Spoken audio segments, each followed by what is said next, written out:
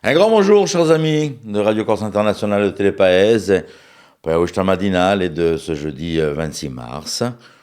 Aujourd'hui, on va fêter donc les Larissa. Et puis les chiffres du jour aujourd'hui, tiens, chiffre du jour, 2,37 €, c'est le prix de votre gasoil dans vos stations-service, au email. Bonjour, salut à tous.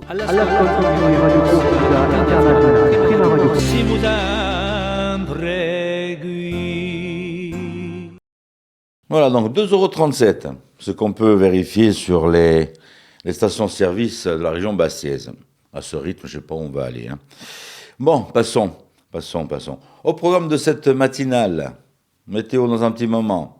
On va voir si le vent va s'arrêter, si on n'a pas de neige, s'il pleut pas, si le soleil revient. L'information. Nous aurons aujourd'hui, bien sûr, comme d'habitude, les pronostics, l'horoscope. Invité du jour, le directeur du lycée agricole de Borgo, Claude Albertini, qui sera avec nous pour nous parler de cette animation qui va avoir lieu donc ce week-end sur le lycée de Borgo.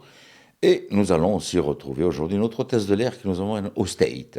Voilà pour le programme de cette matinale de ce jeudi 26 mars. Pour l'instant, qu'est-ce que vous en dites? On se fait un petit point info, Philippe. J'espère que vous mettez un peu de soleil aujourd'hui. Ce serait bien. On remonte un peu la température. Enfin, j'ai bien la vraie, hein.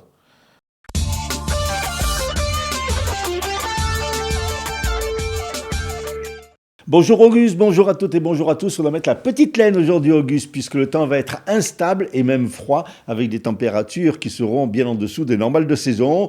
Il y aura quelques éclaircies mais également pas mal de passages nuageux qui donneront des averses de pluie et de neige à partir de 700 mètres. Le vent de nord-ouest sera modéré assez fort notamment sur le nord de l'île et sur la façade orientale avec des rafales atteignant jusqu'à 85 km/h. Les maximales donc en baisse et bien en dessous des normales de saison, 12 à 14 degrés seulement près des côtes, 0 à 4 degrés sur le relief.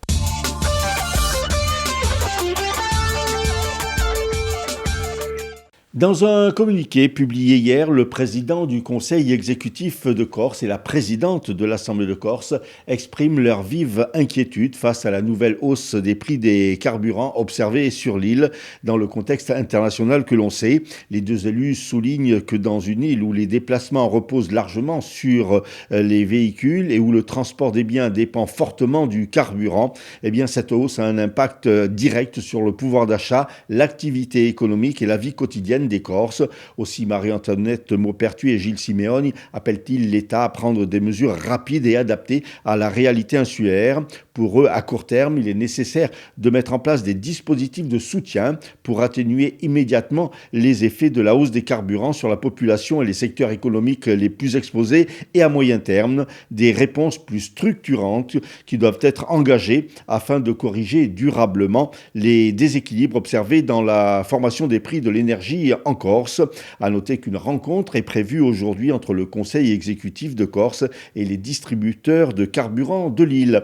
Parallèlement, les 4 députés insulaires ont co-signé une lettre hier demandant au Premier ministre une intervention rapide de l'État face à la hausse des prix des carburants en Corse. Dans cette lettre, ils mettent en avant notamment un marché qui, je cite, présente des déséquilibres majeurs aux conséquences économiques et sociales croissantes.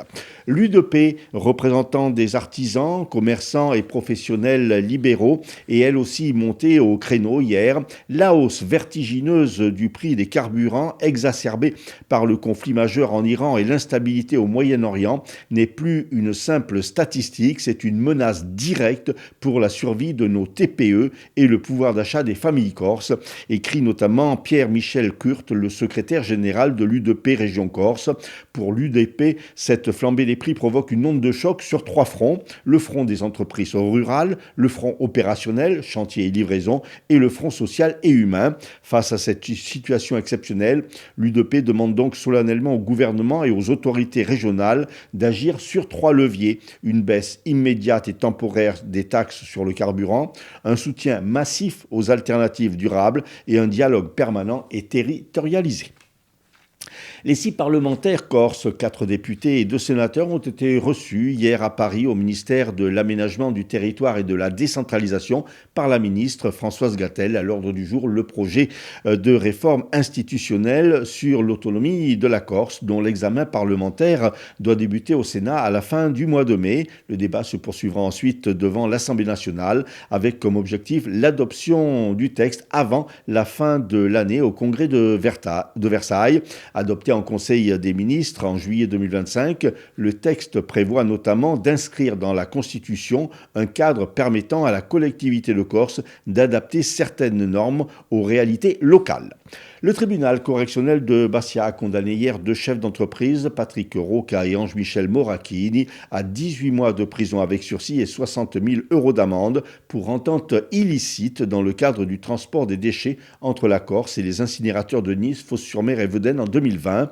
Le tribunal a estimé que les 2 entrepreneurs, je cite, ont faussé le jeu de la libre concurrence et provoqué une hausse des prix.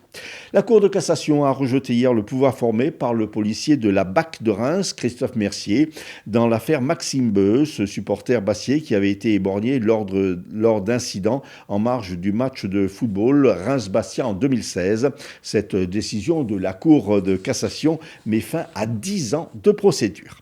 Après que des incidents, des tensions entre des parents d'élèves et des personnels ont eu lieu dans 4 établissements scolaires de Corse du Sud en seulement une semaine, les syndicats SNALC et STC dénoncent une dégradation du climat éducatif et réclament l'urgence de renforcer la protection des personnels et de restaurer un climat de confiance indispensable au bon fonctionnement de l'école.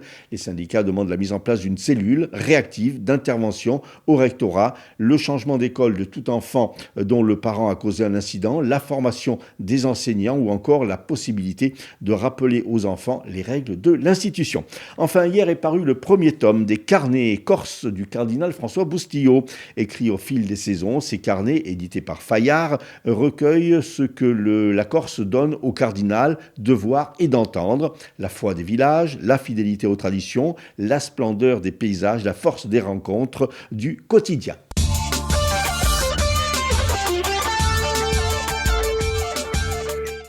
Merci Philippe. Allez, on vous retrouve tout à l'heure avec notre invité. On s'en va du côté du lycée agricole de Borgo. Les pronostics épiques. Allez, c'est Rémi. Allez, prends un petit stylo. Faites comme moi. Comme tous les matins, je prends un stylo et lorsqu'il annonce, je note les numéros, tout simplement. Allez, on s'en va voir les hippodromes de l'Hexagone avec les pronostics épiques de Rémi. Les pronostics épiques de Rémi sur Radio Corse International. Bonjour à tous, ce jeudi, dans les bons coups du jour, nous serons sur l'hippodrome de Chantilly pour le Quintet. Je vais y retenir le numéro 8 qui ne devrait pas sortir des 3 premiers. Passons à la réunion de Lisieux, où dans la 4e, le 4, Lugano de l'OL, devrait lutter pour la victoire, tout comme dans la 7e, numéro 14, In Love des Cajules. Bon jeu à tous. Les courses hippiques en Corse, ce sera pour le lundi de Pâques, le 6 avril. Et ce sera sur l'hippodrome de Pronelli. Donc, les Vieux-Mours, bon. Rendez-vous à ne pas manquer, il y aura aussi des chocolats pour les enfants. On se fait un petit détour avec l'horoscope cette fois-ci. Paxi qui vient nous rejoindre.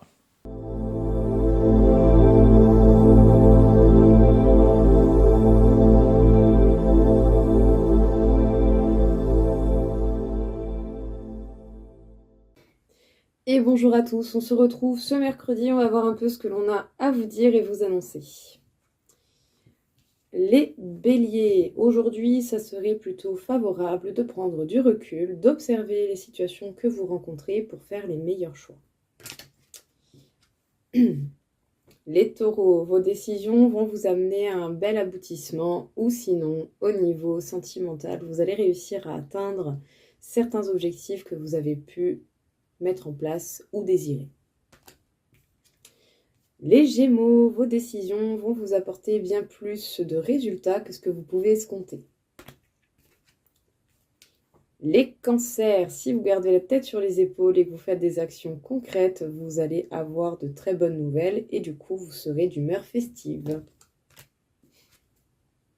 Les Taureaux, vous n'allez pas lésigner sur les efforts et voire même les prises de risques. En tout cas, pour le coup, aujourd'hui, on pourrait avoir de belles propositions à vous faire. Les Vierges, même si on peut se sentir par moments déstabilisé, vous avez les capacités de retrouver un équilibre beaucoup plus juste. Les Balances, la vie vous réserve encore de belles surprises qui vont arriver bien plus vite que ce que vous pouvez escompter. Les Scorpions, même si certains de vos projets mettent du temps à se manifester, ce n'est pas pour autant une trahison.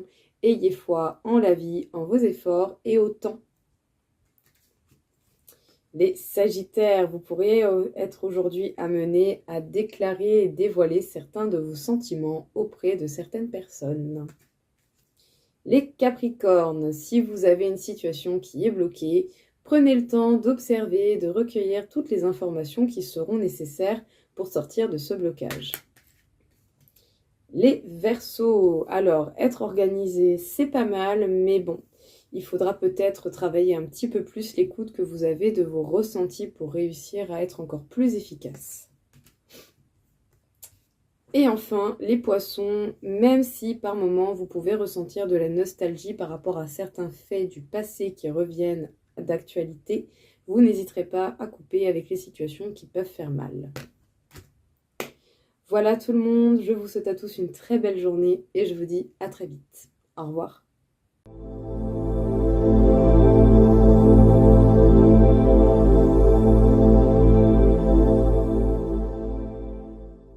Bien, allez, on s'en va du côté du lycée agricole de Borgo. On va retrouver Claude Albertini, son directeur, qui va nous parler donc de cette manifestation qui va avoir lieu donc, dans quelques jours.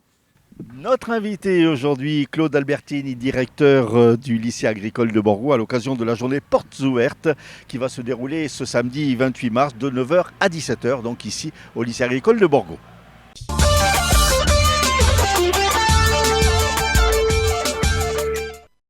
Claude Albertini, bonjour.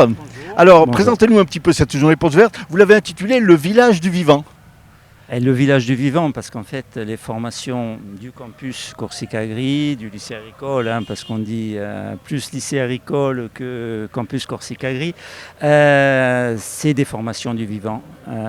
Toutes nos formations, qu'elles soient dans le secteur des services, qu'elles soient dans le secteur agricole de production, qu'elles soient dans le secteur de l'environnement, c'est la matière vivante qui est notre sujet.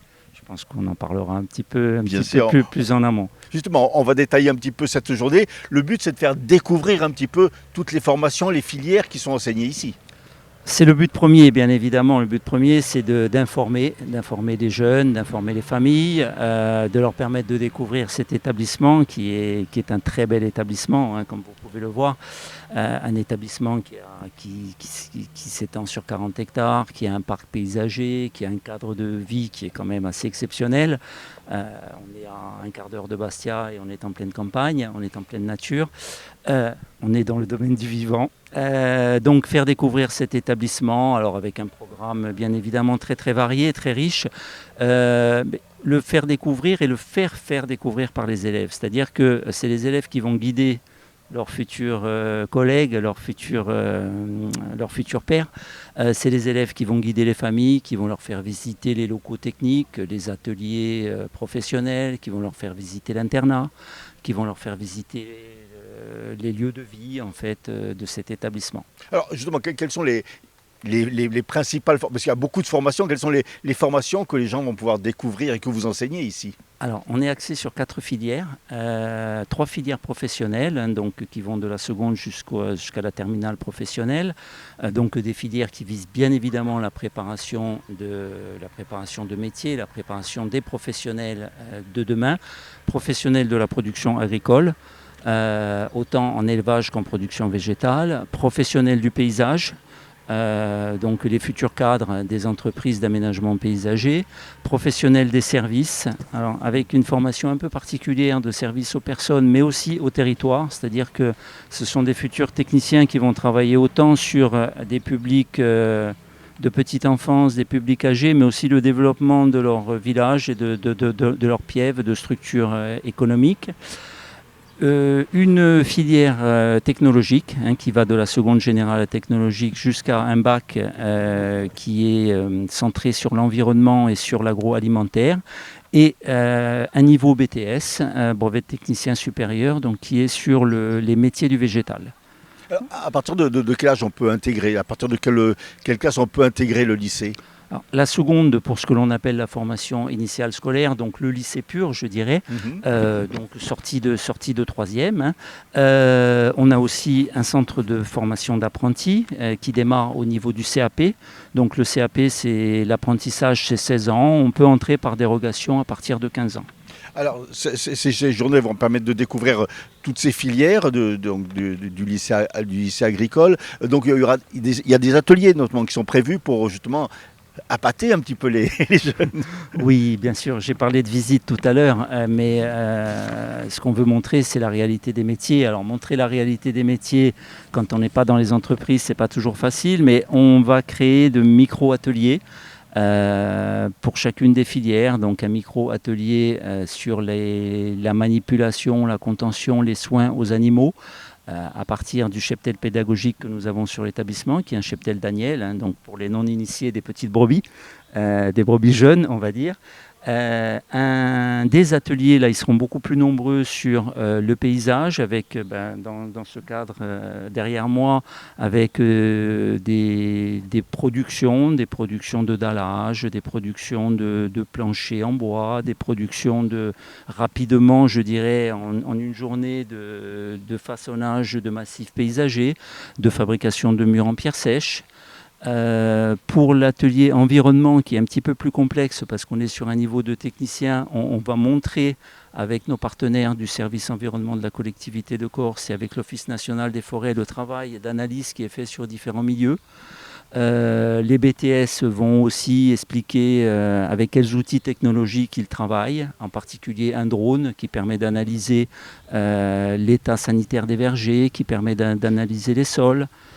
Il y en a beaucoup. L'atelier de dégustation aussi. L'atelier de dégustation, bien évidemment. Alors, l'atelier de dégustation, il est un peu particulier parce qu'il est réalisé en partenariat avec une très ancienne partenaire de notre établissement, qui est Sophie Mirande, bien connue, une sommelière bien connue, qui va en fait expliquer, valoriser et apprendre à déguster des produits patrimoniaux, des produits sous AOP, le miel, le brooch qui sera fabriqué sur place par nos stagiaires en partenariat avec l'ILOC et j'oublie le vin bien sûr, et puis avec du vin il faut de la charcuterie, donc aussi la charcuterie, tout ça sur des produits en fait qui nous sont mis à disposition par les organisations de producteurs qui sont nos partenaires. Il y a une table ronde aussi. Une table ronde, oui, tout à fait, une table ronde consacrée aux femmes. Consacrée aux femmes qui sont,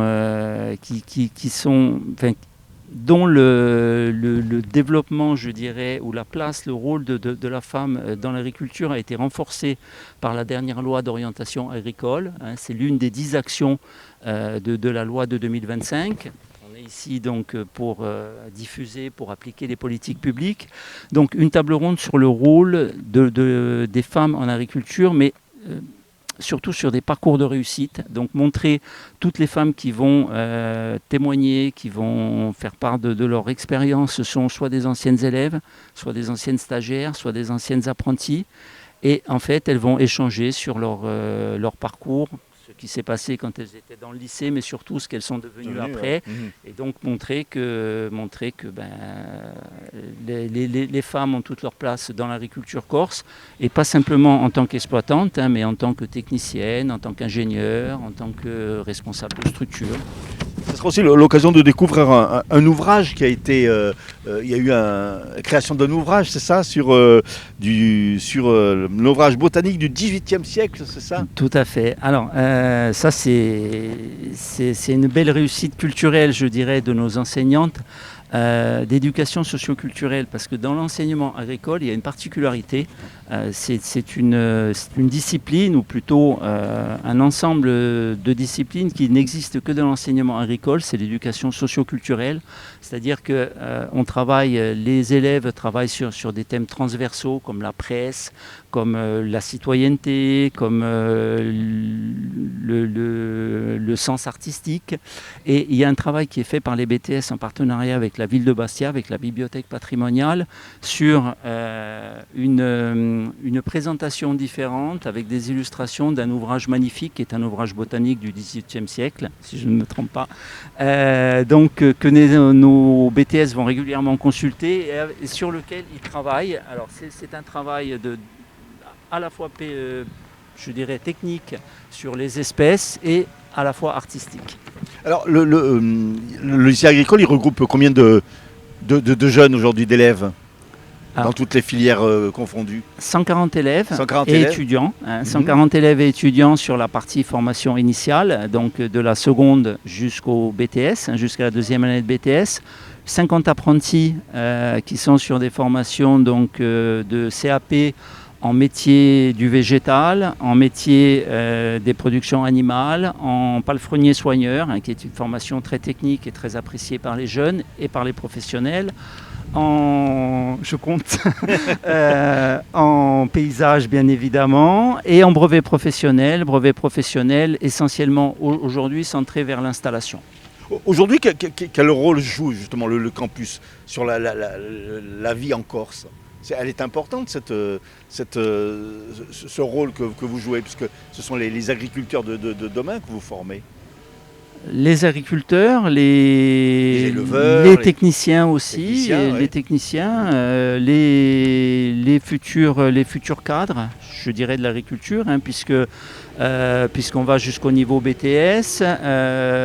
On était jusqu'à maintenant sur des postes de chef de chantier. Maintenant, on passe sur des postes qui sont un petit peu plus élevés. Et bientôt, les futurs pré-ingénieur, je dirais, puisqu'on a un projet dont je vous livre l'exclusivité.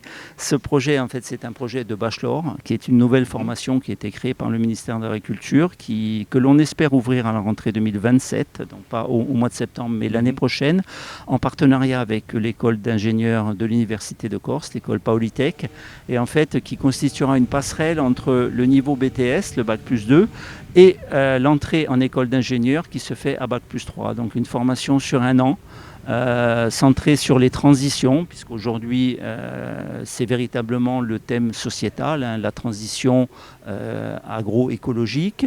Donc préparer des jeunes à intégrer l'école d'ingénieur de Corté, des jeunes qui ont un niveau Bac plus 2, les faire progresser jusqu'au niveau Bac plus 3. Et un partenariat très particulier, puisque les enseignements seront dispensés à la fois par des enseignants du lycée agricole, à la fois par des enseignants-chercheurs de l'Université de Corse. Alors le lycée agricole, il existe depuis plus de nombreuses années. Est-ce qu'aujourd'hui il y a des anciens élèves qui viennent enseigner ou donner un coup de main?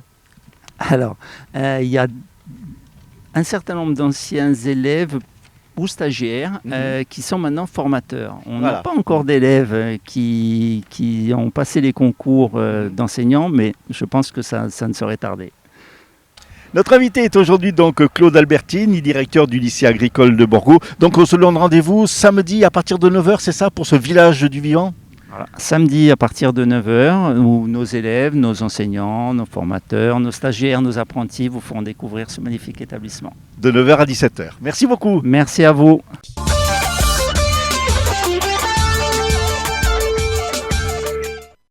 Voilà, merci à toute l'équipe du lycée agricole. Ils nous ont accueillis l'autre jour, c'était formidable. On poursuit avec, cette fois-ci, les titres d'information. Et c'est Philippe Jean qui vient nous rejoindre. Face à la forte hausse des prix des carburants sur l'île, le président du conseil exécutif et la présidente de l'Assemblée de Corse appellent l'État à prendre des mesures rapides et adaptées à la réalité insulaire.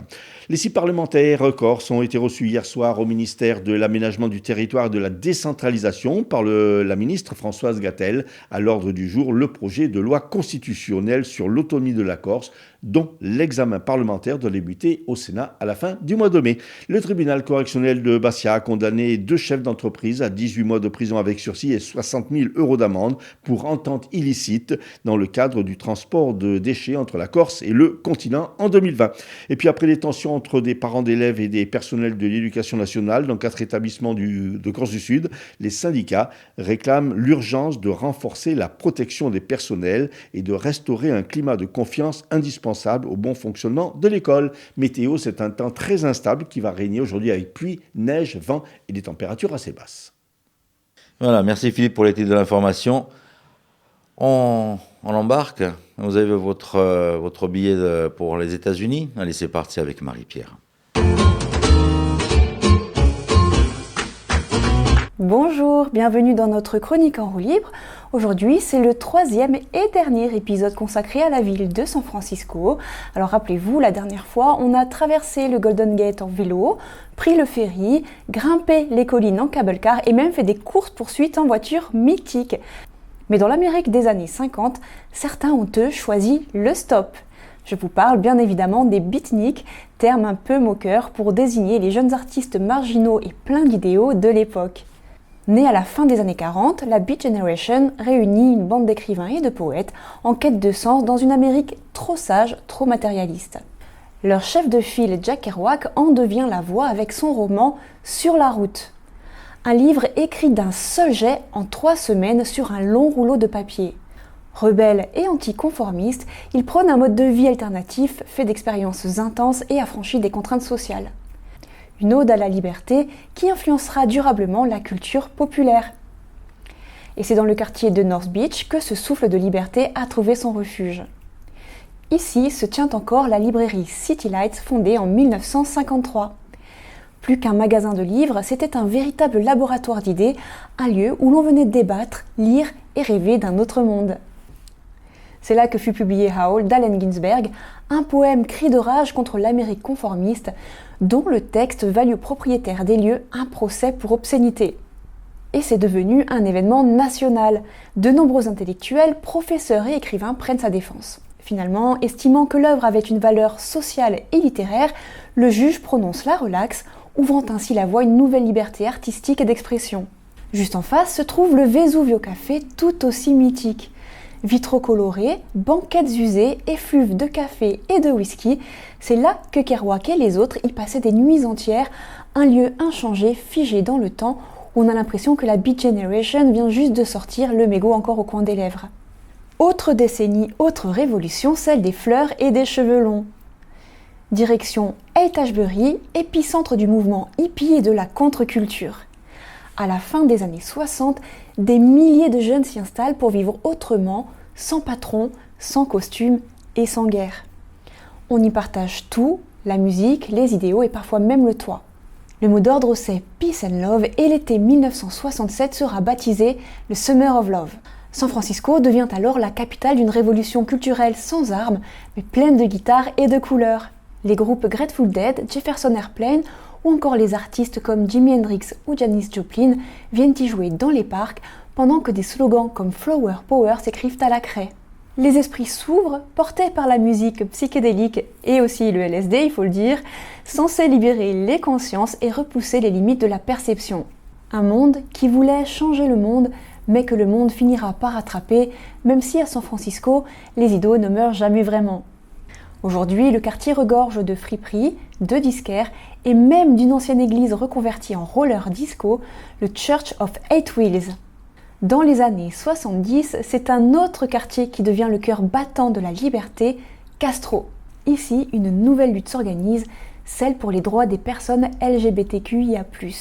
Après les émeutes de Stonewall en 1969, qui marquent le début de la lutte pour les droits homosexuels, Harvey Milk transforme la colère en action politique. Installé à San Francisco, après avoir fui New York où les bar gays étaient régulièrement raflés par la police, Harvey Milk trouve dans Castro un refuge bientôt transformé en bastion. Premier élu ouvertement gay de Californie, il se bat avec courage, détermination et une manière assez unique de désamorcer la haine par l'humour et la dérision. Son combat, interrompu brutalement par son assassinat en 1978, marquera à jamais la ville. Un destin raconté avec justesse et émotion dans le film Milk de Gus Van Sant, porté par un Sean Penn bouleversant dans le rôle du militant. Aujourd'hui, on peut encore apercevoir sa silhouette dans la vitrine de son ancien magasin, transformé en QG de campagne, comme s'il veillait encore toujours un peu sur la ville. Une façon de rappeler que sa présence, comme son combat, n'a jamais quitté San Francisco. Juste au-dessus et partout dans le quartier flotte un symbole né ici même, le drapeau arc-en-ciel imaginé en 1978 par Gilbert Baker pour la toute première Gay and Lesbian Freedom Day Parade, aujourd'hui plus connue sous le nom de Marche des Fiertés. Chaque couleur y porte un sens, à l'origine il y en avait 8, mais aujourd'hui c'est une toute nouvelle palette qui vient compléter le tableau, représentant notamment les communautés trans et racisées. À la même époque, mais dans un autre registre, les Chroniques de San Francisco, publiées en 1976 par Armistead Maupin, racontent les destins croisés d'habitants d'une pension de Russian Hill. Jeunes rêveurs, artistes, cadres, personnes queer en quête d'amour et de liberté, un portrait tendre, drôle et lucide d'une San Francisco plus intime où la révolution passe aussi par le droit d'être soi. On en a fini avec San Francisco, je vous donne rendez-vous une prochaine fois pour une autre découverte. En attendant, passez une très bonne journée.